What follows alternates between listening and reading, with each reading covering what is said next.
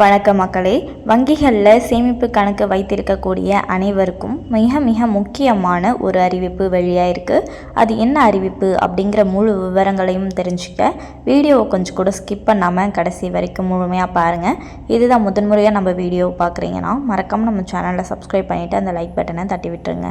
வாங்க வீடியோக்குள்ளே போகலாம்.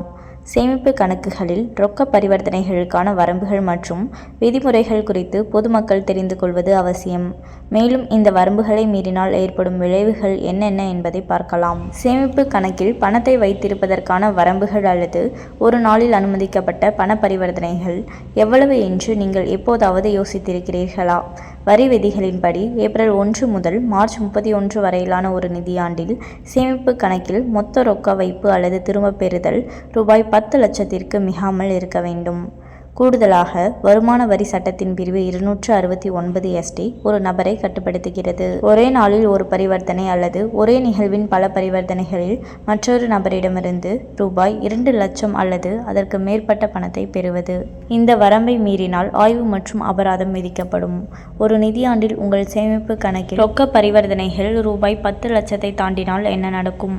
அத்தகைய எந்த நடவடிக்கையும் அதிக மதிப்புள்ள பரிவர்த்தனையாக தகுதி பெறுகிறது.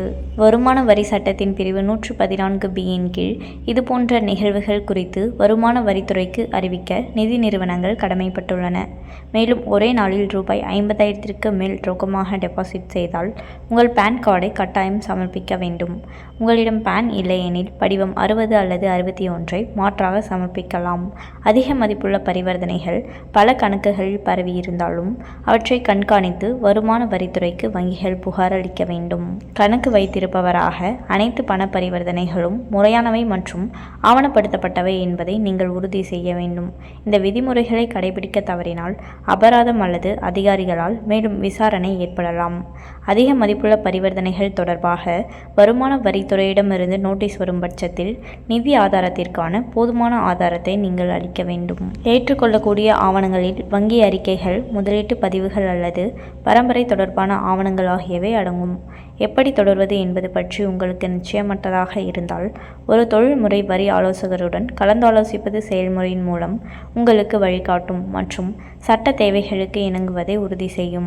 இந்த வழிகாட்டுதல்களை புரிந்து கொள்வதன் மூலம் தனிநபர்கள் தங்கள் நிதி நடவடிக்கைகளை பொறுப்புடன் நிர்வகிக்கலாம். மேலும் நீங்கள் வருமான வரி அதிகாரிகளுடன் தேவையற்ற சட்ட சிக்கல்களை தவிர்க்கலாம். யாரெல்லாம் வங்கிகளில் சேமிப்பு கணக்கு வைத்திருக்கீங்களோ அவர்களெல்லாம் இந்த விதிமுறைகளை கடைபிடிக்கலனா தேவையற்ற சட்ட சிக்கல்களை சந்திக்க நேரிடும் அப்படின்னு சொல்லியிருக்காங்க. மேலும் இது போன்ற அரசாங்கம் சார்ந்த அனைத்து அப்டேட்களையும் உடனுக்குடனே தெரிஞ்சுக்கணும்னு நினச்சிங்கன்னா மறக்காமல் நம்ம சேனலை சப்ஸ்கிரைப் பண்ணி பக்கத்தில் இருக்க பெல் ஐக்கானை கிளிக் பண்ணி அதில் ஆளுங்கிற ஆப்ஷனை செட் பண்ணி வச்சுக்கோங்க. அப்போ தான் நம்ம அப்லோட் பண்ணுற வீடியோ உடனுக்குடனே உங்களுக்கு நோட்டிஃபிகேஷனாக வந்து சேரும். அது மட்டும் இல்லாமல் அந்த லைக் பட்டனை தட்டி விட்டுருங்க. தேங்க்ஸ் ஃபார் வாட்சிங்.